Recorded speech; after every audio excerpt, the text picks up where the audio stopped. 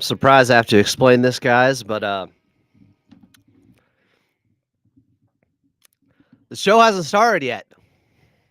And when it does, during breaks, when there's commercials going on, when I'm in Burbank, I can't talk to you, and you're not going to hear the commercials.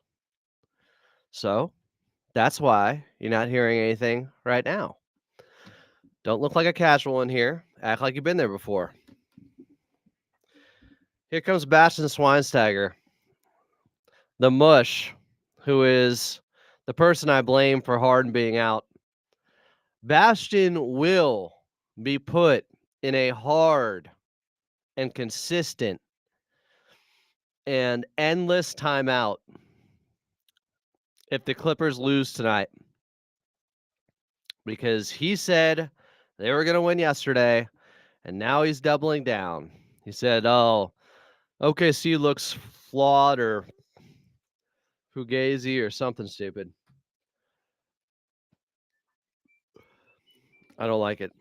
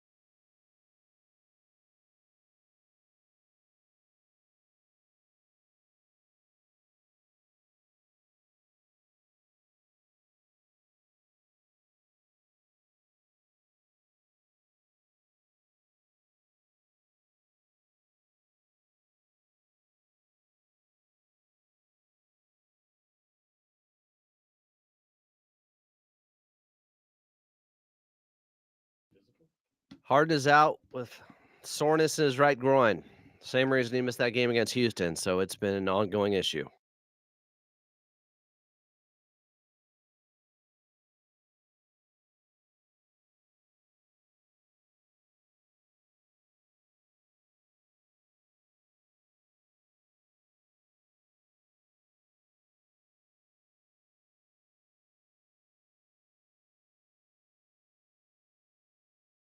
Show starts in 2 minutes.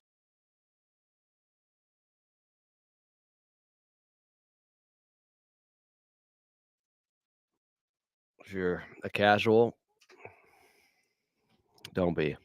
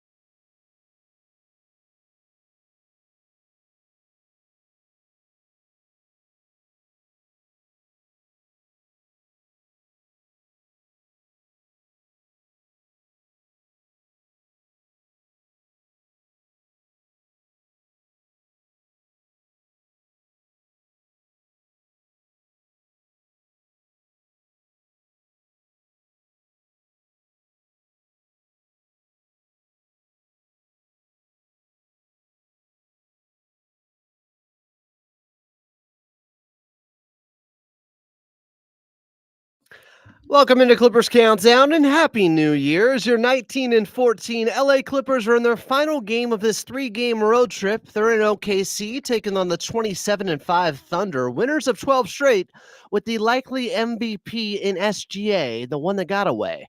But you got to let that go, Clipper Nation, and instead focus on the present, where the Clippers have a chance to get their biggest victory of the season against the best in the West and bounce back after their worst loss of the year on Tuesday night in San Antonio. But wait, that was last year. Way back in 2024 when they were down 14 after the first quarter and would go on to lose by 36 to Wemby and the Spurs. Here was Coach Lue postgame. San Antonio did a good job just attacking us, and they beat us in every category. Transition defense, offensive rebounds. They guarded us well. They were physical, and so they just took us out of the game offensively. I thought, with their defensive presence, and then offensively we couldn't stop them. We couldn't get back in transition, and we have to be better. Can't give into the fatigue of a back-to-back or whatever. Like mentally, we got to be tougher and we got to be better than what we showed tonight. Other than that, Mrs. Lincoln, how was the play? Yeah, the Clippers have to be better and respond tonight after that one and not have a foot out the door and back in LA in their last game of this road trip where there is hope for Kawhi Leonard's return on Saturday back at Intuit Dome. Tip-off from Oklahoma City between the Clippers and Thunder is just about 59 minutes away. Coming up, Law Murray will join me. But up next, it's your radio voice of the Clippers and Carlo Jimenez as you're listening to the Los Angeles Clippers Audio Network.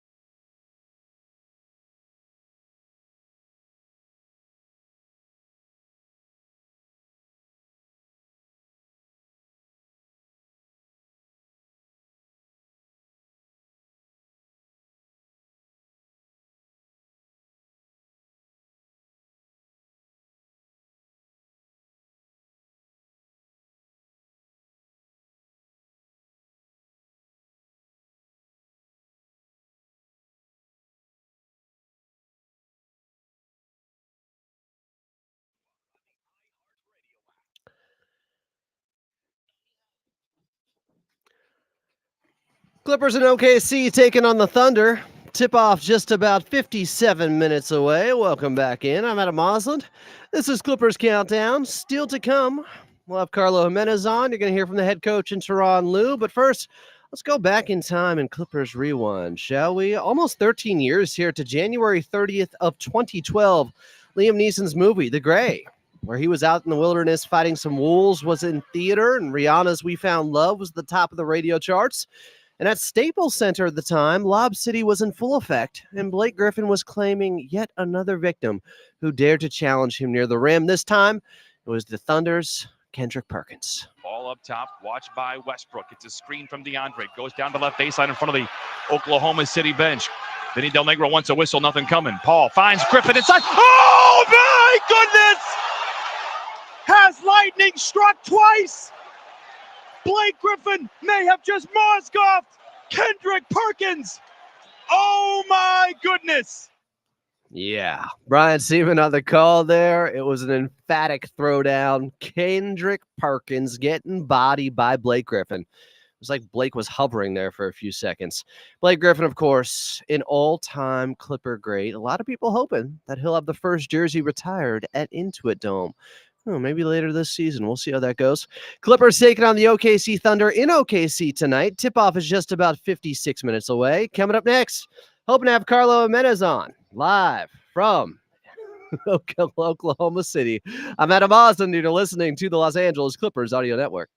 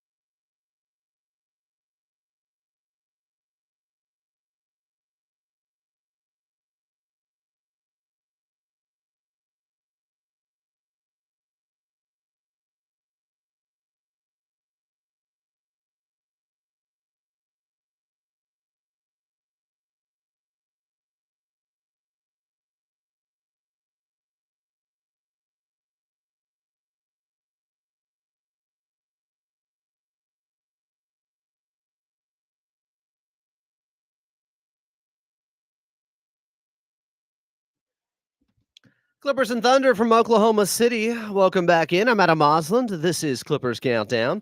Tip-off is just about 52 minutes away. Coming up, you're going to hear from the head coach in Tyronn Lue, but join the show now is your radio voice of the Clippers in Carlo Jimenez from OKC. Carlo, how we doing? Adam, we are doing good.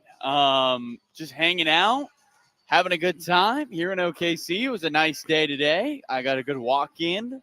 I'm good. I'm ready for some Clipper basketball. Third game in 4 days. Yeah. Let's do it. Clippers have been on one on this road trip. They're back at Intuit Dome on Saturday against the Atlanta Hawks. They're coming off a game where they lost 122-86 in San Antonio. I would categorize that as their worst performance of the season. A little bit DOA out there. Had some tired legs on the second night of a back-to-back after a close one against the New Orleans Pelicans. But I like what Coach Lue said post-game, saying we can't give in to the mental fatigue. I think that has to be the mindset, and hopefully they can learn from this, Carlo. Agreed, Adam. And I think Ty felt like his team got hit first and never really bounced back in that contest. Kind of the opposite of what we saw the Clippers do in Memphis, where they fell down by 14 and were able to come all the way back and win that game. I think that's why you feel the disappointment from this coaching staff, is because they know it's in these guys. It just didn't happen that game in San Antonio, but it's on to the next one. In the NBA, sometimes you just have games. Second night of a back-to-back, you pointed it out, but the game in New Orleans was an emotional game. They come back down 14. It wasn't going to be easy. And so for the Clippers to be able to get one of those two games, you'll take it. Obviously, they wanted two of them, and now you come into the Dragons' den here in OKC. Yeah, some people were having a little bit of an overreaction after that one, telling me you can't be a serious ball club if you lose this big. It's like, wait a second. I remember the Clippers going into Boston, destroying them last season, and that team going on to somehow win the NBA championship. I feel like they were still a serious ball club, even though they had a really tough loss. These things happen during the regular season, during the 82-game regular season. And the Clippers, they took one on the chin. It was not their night, as Dan Lanning would say after that Oregon Ducks performance yesterday. No. Not their night in San Antonio. But looking to bounce back in this one. We know no James Harden in this one, so expecting a lot from maybe Kevin Porter Jr., maybe some Bones Highland, just other guys out there handling the basketball with not having James Harden. Now, for the second time in the last couple of weeks, due to that sore right groin here, Carlo. Yeah, it's going to be a tough one for this Clipper team when you think about Harden's ability to get the offense going, to stir the drink on that end. I mean, this is somebody who against OKC, Adam, has averaged near a triple-double in those two contests, 14 points, 8 rebounds, and 8 assists for the Clippers. So who's going to step up in his place? Obviously, you can't get all those points back with one player. It's going to have to be a group effort today. We'll see if Amir Coffey, I imagine he will probably be the starter for James Harden in the lineup. We'll also be interested to see, Adam, this is really our first time this season where outside of the other game that Harden missed in Houston, we're going to see Chris Dunn play a majority of the point guard on the offensive end. But unlike that game in Houston, Adam, he's done a much better job of distributing the basketball on offense the last couple of games. He talked with us after the New Orleans game saying he feels like he's a pass-first point guard. He can find guys in the painted area. Well, now he's got a chance to really rack up those assists, averaging over 5 a game over his last 6 contests. So it's going to be interesting to see how this group adapts. I'm sure Norman Powell is foaming at the mouth tonight, as he should. He had 31 points in this building last time. We'll see if the Clippers can do what they've done ever since Tyronn Lue has been a head coach, Adam, and it's just next man up mentality. Stay ready, Clippers, tonight in Oklahoma City, taking on the Thunder. Tip-off is just about 48 minutes away. Carlo Jimenez is on the call, and up next, he's got his one-on-one conversation with the head coach and Tyronn Lue right here on the Los Angeles Clippers Audio Network.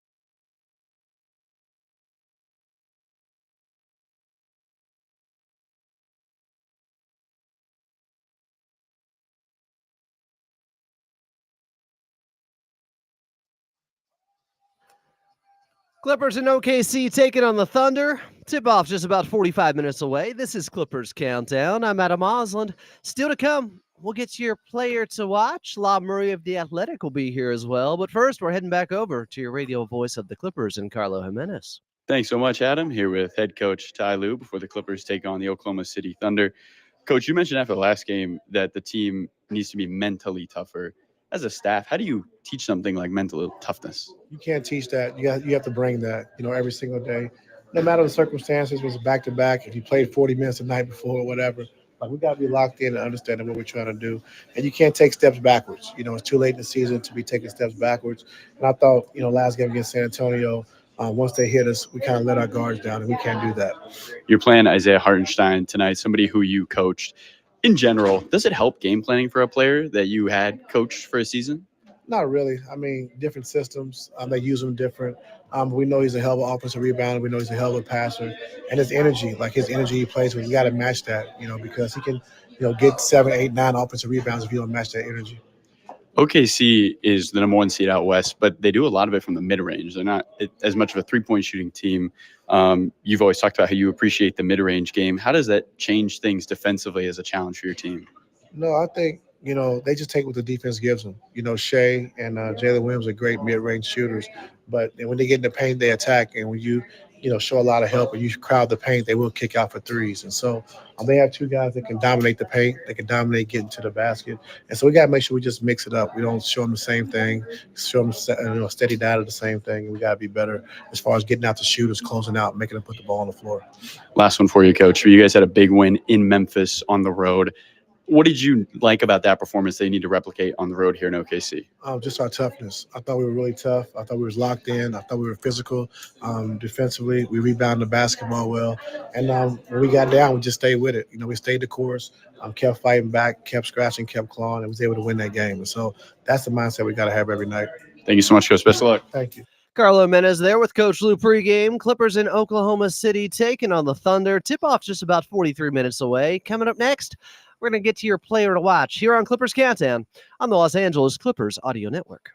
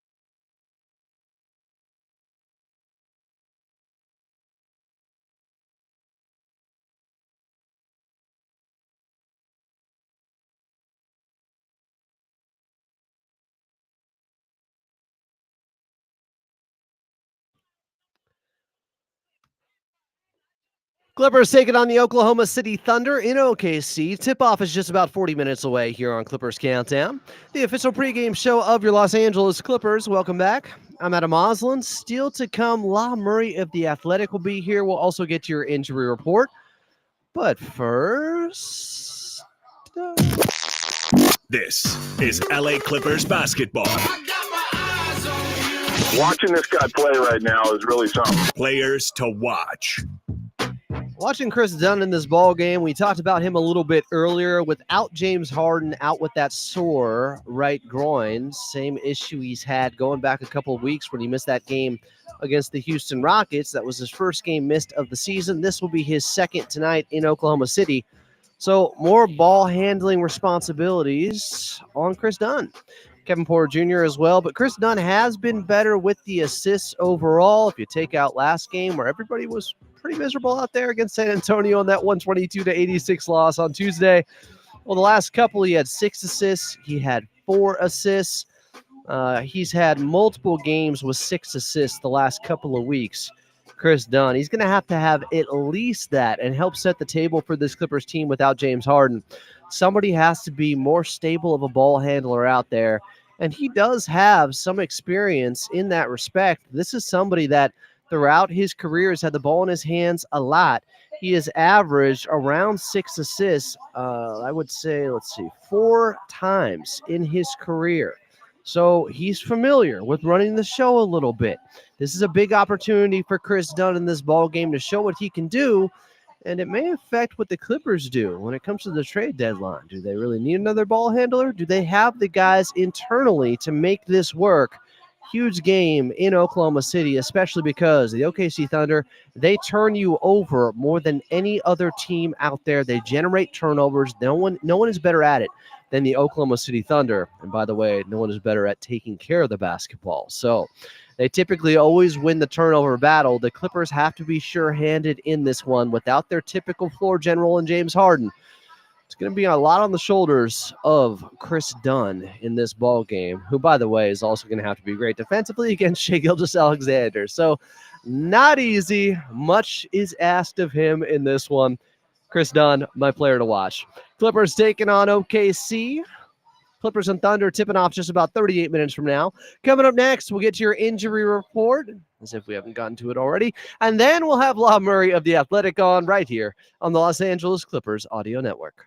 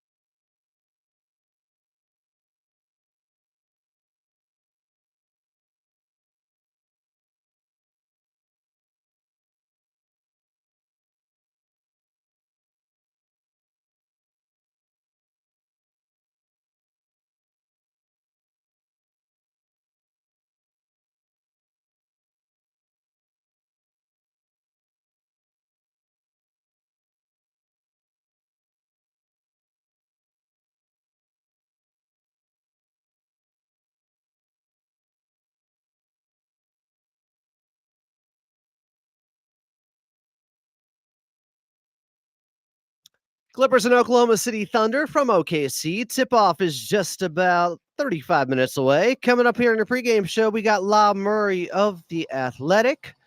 But first, let's get to your injury report. As always, it's brought to you by Prize Picks. Prize Picks, download the app today and use code KLAC to get $50 instantly after you play your first $5 lineup. Prize Picks, run your game. For the Oklahoma City Thunder, they're without Alex Caruso in this ball game. He's out with a hip injury. That's a big loss for them. Of course, still no Chet Holmgren out with that hip injury going back to early November. He could be back some point in the next couple of weeks, though.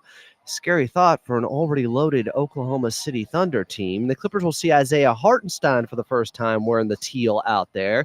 He wasn't available for them the first two games. Now Chet Holmgren is out, and also Alex Caruso.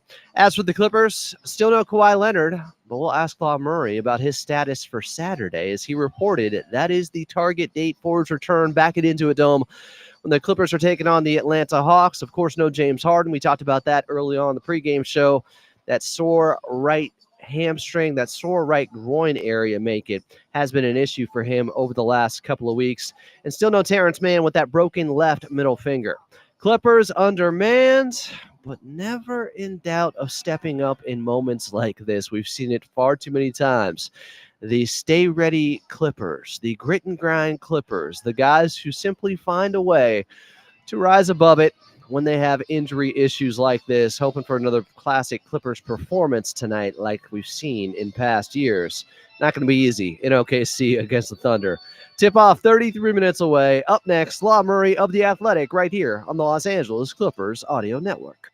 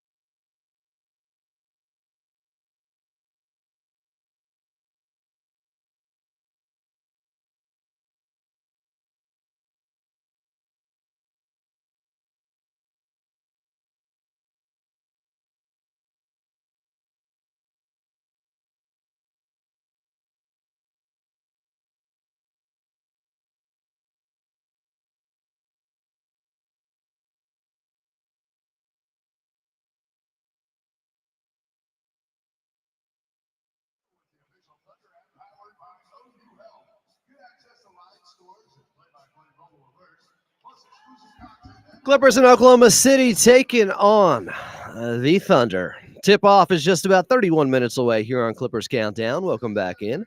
I'm Adam Osland. Still to come, we'll get to an NBA out-of-town scoreboard and then back to your radio voice of the Clippers and Carlo Jimenez. But joining the show right now is Law Murray of The Athletic. Follow him at Law Murray DNU. That's where you find him. Law, how we doing, my guy? I'm doing well. Happy New Year to you, Adam. Happy New Year. So, no James Harden in this one. same issue going on with that sore right groin? How concerning do you see this? Honestly, I don't think I'm all that concerned just yet. He's missed a game with this already. He played in a back-to-back, and I don't think that this was something that was a concern coming out of the back-to-back, but the team did have shoot-around in Oklahoma today, and you get a same-day downgrade. And the fact is, they felt like it was probably better to give him 3 days off, at least going into the weekend, than to have him play a third game in 4 days. So until there's an update going into Saturday night, that's, I think, the best way to look at this right now. It's unfortunate that he's dealing with this still, but we're going to have to see if there's anything more to be concerned about after tonight. Saturday night, back it into a dome. The Clippers will be taking on the Atlanta Hawks. So, Law Murray, it begs the question, is Kawhi Leonard still on track to be available to go in his first game this season on Saturday? Well, when I reported last week, there was a target date. That's all I could really say. And that's not something that the organization is pushing or anything like that. That's Kawhi's target date.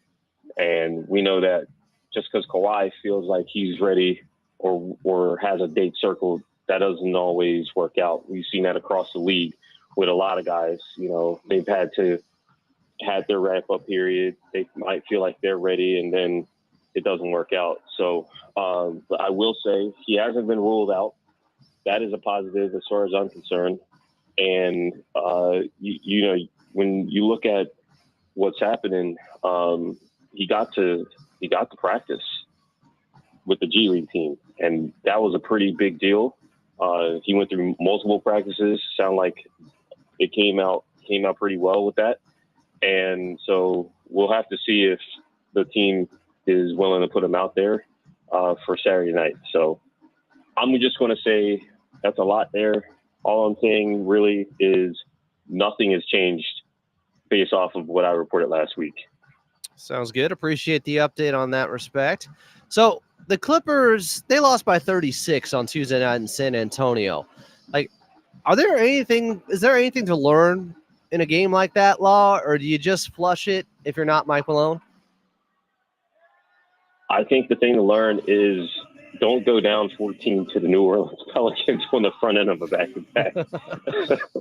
The scheduling of that game was always going to be tricky. Again, New Year's Eve, I think that game was a 6 o'clock local start time. Any other time, it would have been a 7 o'clock local start, I believe.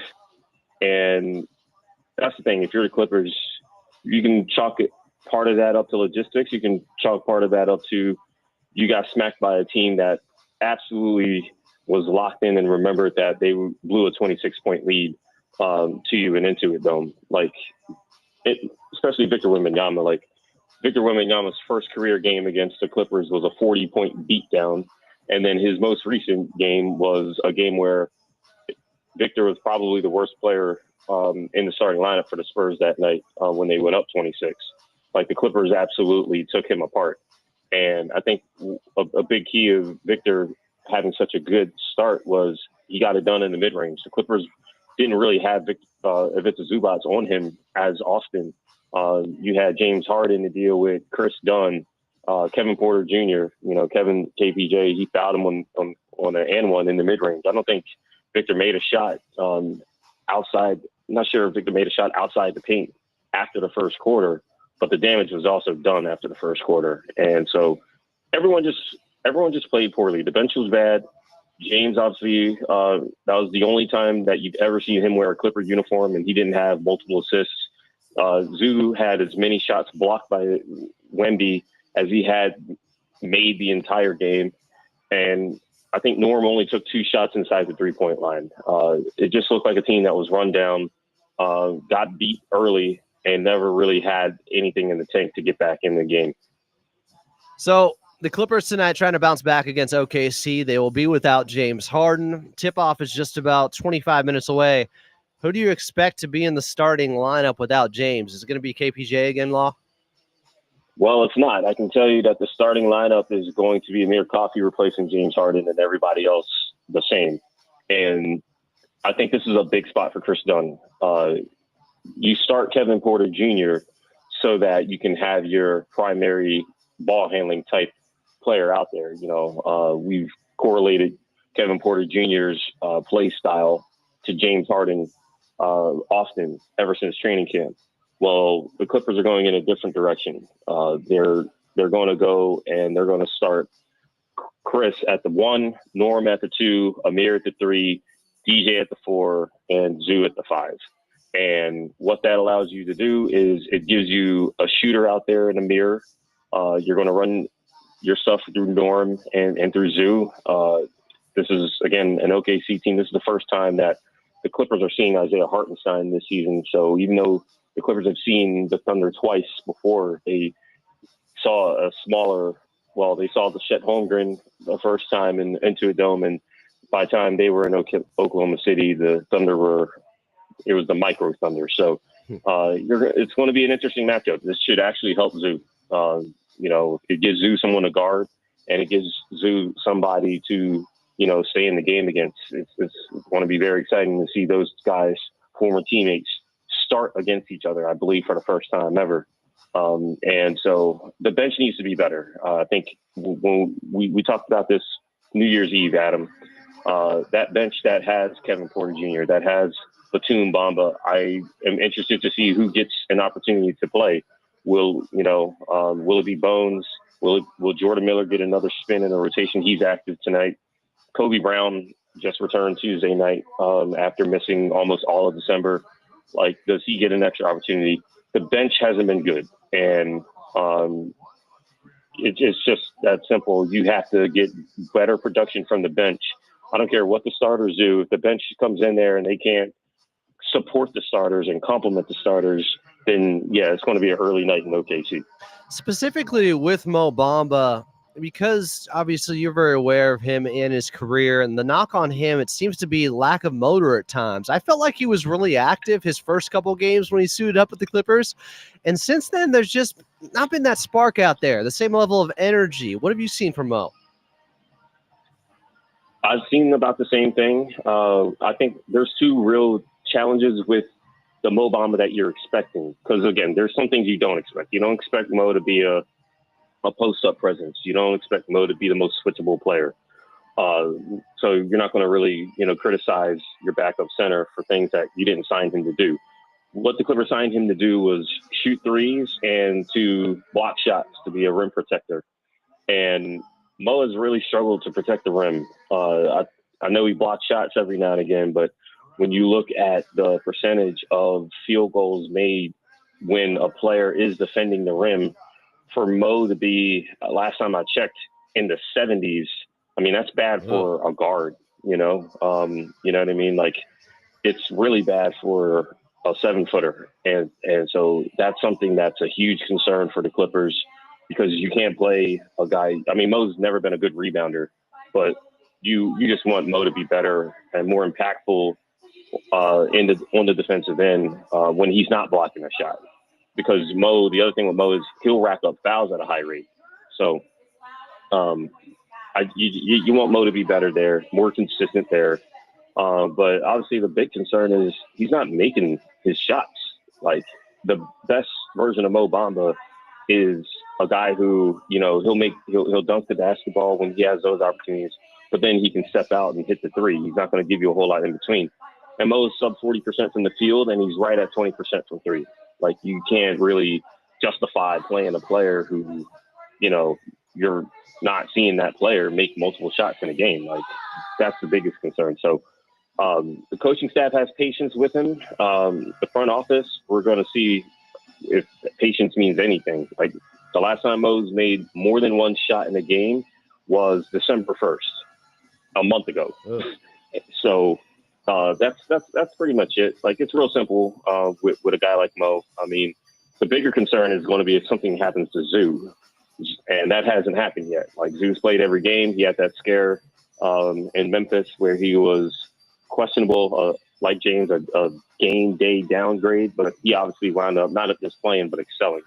if there's ever a time where Zoo needs time off, then that's where it's like, what can you expect from Mo Bamba? What can you expect from Kai Jones? And ultimately, what does the alternative lineups look like for the Clippers prior to the trade deadline? Do you believe that when the Clippers are healthy, when they have Kawhi back, that they're going to play a lot more small ball with either Kawhi or Batum at the 5? That's a nice thing to think that could happen. I think you need Kawhi to be able to play a respectable slate of minutes, and I don't think that's going to happen for his first several games on the floor. So the Clippers have not really played small much this year. It'll be interesting to see what happens tonight because, again, you're playing an OKC Thunder team that has an absolute machine of an offensive weapon in Shai Gilgeous-Alexander. You can't give him steady looks. And so it'll be interesting to see if, like I said, I wonder if Kobe Brown can play a little more because he might be the small ball 5 option that this Clippers team could use as a change of pace. But the key to Kawhi playing in small lineups is you have to have guys who can guard centers, and you have to have an interior threat offensively. And, you know, guys like, again, Terrence Mann is a very interesting part of this Clippers team because it was unfortunate that it didn't work out for him as a starter, but he was playing really well in the second unit. And the key to anything with Terrence is that if you want to junk the game up, he is the right guy to do it. He's an outstanding screener. He's an outstanding finisher. He knows how to roll. He can play hard, and he can guard up. And those are things that require you to play small while not compromising your lineups. Defense validates all of your lineups, and a Jeff Van Gundy defense requires rebounding, requires guys to be able to make shots difficult and to be physical and aggressive. And so the Clippers have options, but tying it to Kawhi, I just don't know if there's enough minutes yet to say that they're going to play a lot of that early on. Yeah, that makes sense. Last one for you here, Law. You bring up Terrence Mann. You bring up the emphasis on rebounding. And I was going through the advanced numbers the other day. Last 15 games, the Clippers are 28th in rebounding percentage. Overall, they had, I feel like, outperformed expectations in the rebounding department so far this season, but there has been some major slippage going on. What do you attribute that to? Focus.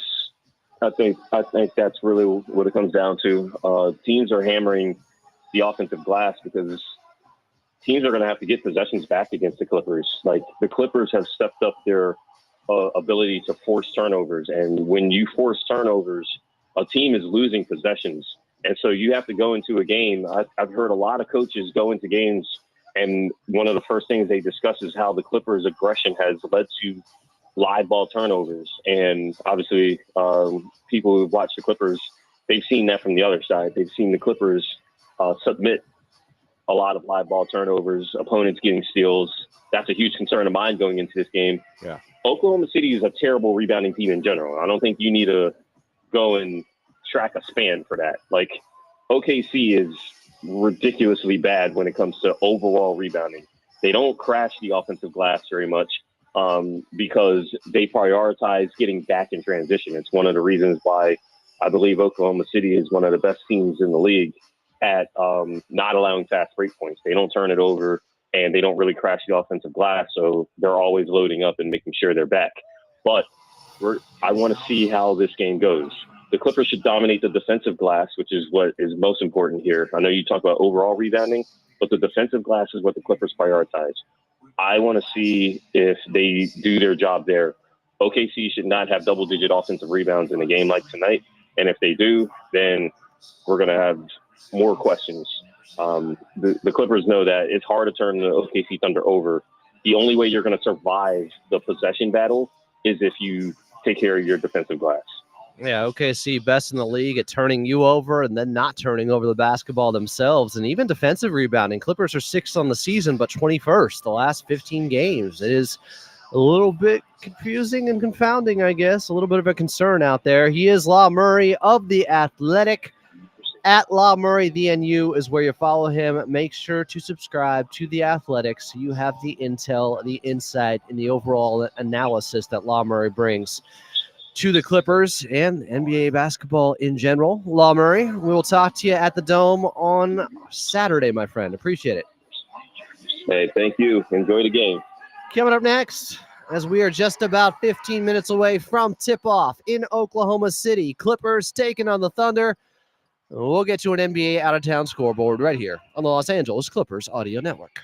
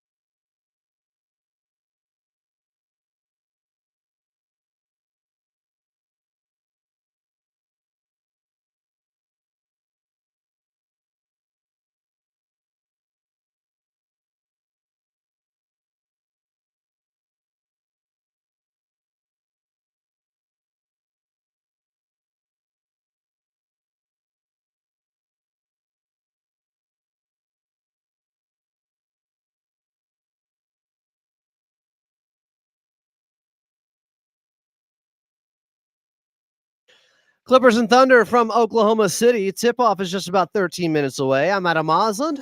This is the official pregame show of your Los Angeles Clippers. It's Clippers Countdown. Still to come, we got Carlo Jimenez back on. But first, let's get to your drive around the league. Brought to you by Toyota's electrified lineup, including hybrids, plug-in hybrids, all electrics, and even fuel cell electric vehicles. So you can choose exactly the type you need for your lifestyle. We make it easy. A couple of games have tipped off early on in the first quarter in Minnesota. Timberwolves on top of the Celtics 23-18. 5 minutes left in the first. Jaden McDaniels with a quick 8 points for the Timberwolves. Pacers all over the Miami Heat early on. They're up 12-2 with 8 minutes left in the first quarter. Halliburton has half their points so far. Coming up a little bit later in Milwaukee, it's the Bucks and Giannis Antetokounmpo averaging 33, 11, and 6 per game.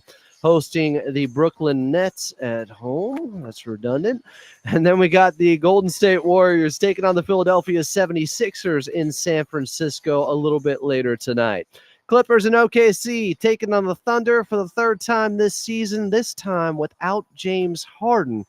Clippers will have to find a way to dig deep to get it done against the best in the West. More on that coming up with Carlo Jimenez right here on the Los Angeles Clippers Audio Network.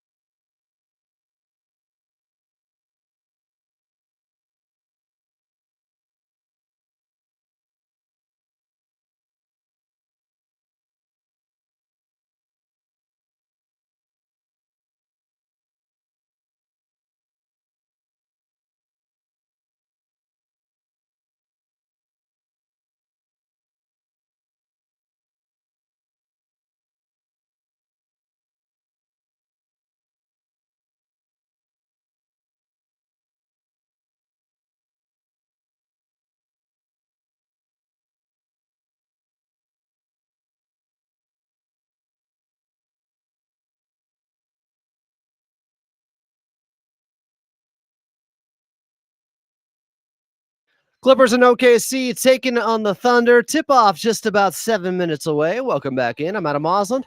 This is the official pregame show of your Los Angeles Clippers. Still to come, we'll get to your keys to victory. But first, back out to your radio voice of the Clippers in Carlo Jimenez.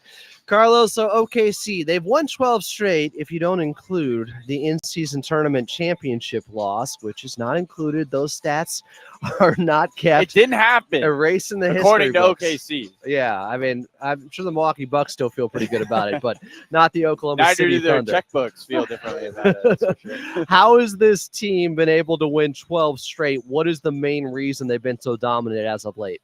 Yeah, I mean, it might hurt Clippers fans' ears, but it's Isaiah Hartenstein. They've been 16-1 since he has played. He's been excellent. He's been a passer. Tyronn Lue said at his pregame press conference when he was a Clipper, they used to call him Mini Jokic because of the way he was able to distribute the basketball at him, and that's kind of how they run their offense here in Oklahoma City. So you bring Hartenstein back. You finally have a real five. I mean, they were playing without a center for all that time when Chet Holmgren was out.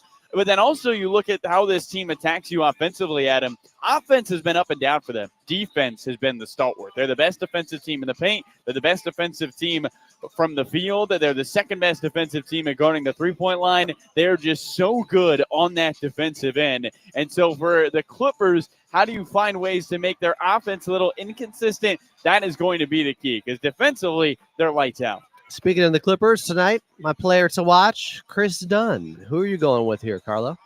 I like the Chris Dunn pick, Adam. Feel like you're going to need an offensive explosion from him. I think Amir Coffey, he's stepping into the starting lineup. Expect him to step up in this ball game. We saw him help the Clippers win a game earlier this year against the San Antonio Spurs. Can he have that kind of same impact? 20-plus points tonight from Amir Coffey. The Clippers, so far this season, Adam, undefeated when he scores more than 14 points. That might be put to the test today. We'll see if it happens against OKC. How much run or how much time on the ball do you see for Kevin Porter Jr. in this ball game with a big opportunity maybe because James Harden is out, or even somebody like Bones Highland maybe getting a few reps out there? It's going to be interesting because I think it all depends on, Adam, how engaged both of those guys are defensively against Oklahoma City. You've talked about how bad offense has led to bad defense for this Clipper team, and everyone has complimented at different times Bones and KPJ's ability defensively, non-players, non-coaches, players. Everyone has talked about how when those guys lock in, they can be that good of a defensive team. And so the question will be for the Clippers, can KPJ and Bones Highland be interested in taking on the challenge defensively, rebounding the basketball? The Thunder aren't as good of a rebounding team as you might expect. In fact, they're not even as good as a three-point shooting team as you might expect. Now, if you listen to Adam's preview yesterday on YouTube at Clippers Talk, you would already know all these things we're talking about, so please go check it out after the game. But Adam, you know it best. OKC three-point shooting a little up and down. Can the Clippers pack in the paint, force the Thunder to beat you from the three-point line, and you live with the chances? He is Carlo Jimenez on the call from OKC. Clippers taking on the Thunder. Coming up next here in the pregame show, we'll get to your keys to victory right here on the Los Angeles Clippers Audio Network.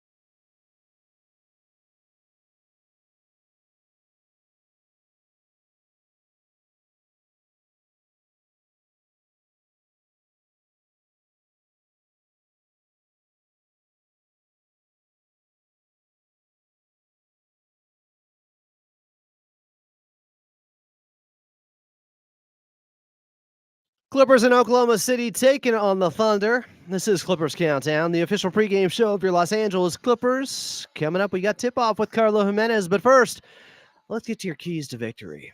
So, no James Harden in this one.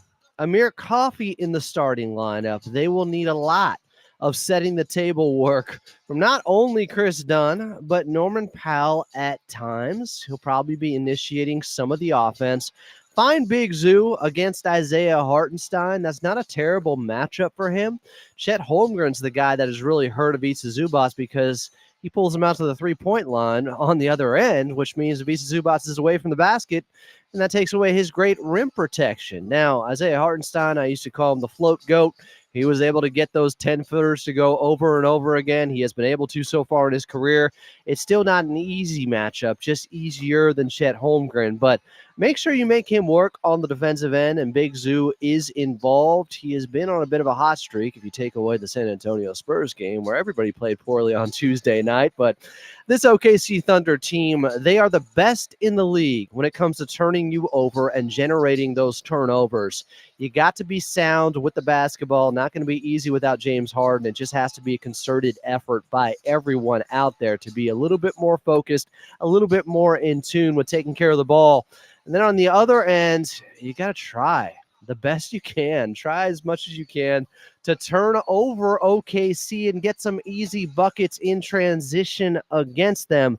It's not easy. They're the best in the league when it comes to taking care of the basketball. But crush them on the boards, of course. They're not a great rebounding team. They're not a great three-point shooting team. They're only at 34.5% from the outside. Those are some weaknesses. There's not many. But the Clippers have to exploit whatever weaknesses there are on this Thunder team. All right, here we go. It's Carlo Jimenez on the call. Clippers and Thunder from Paycom Center in Oklahoma City. And tip-off is coming up next right here on the Los Angeles Clippers Audio Network.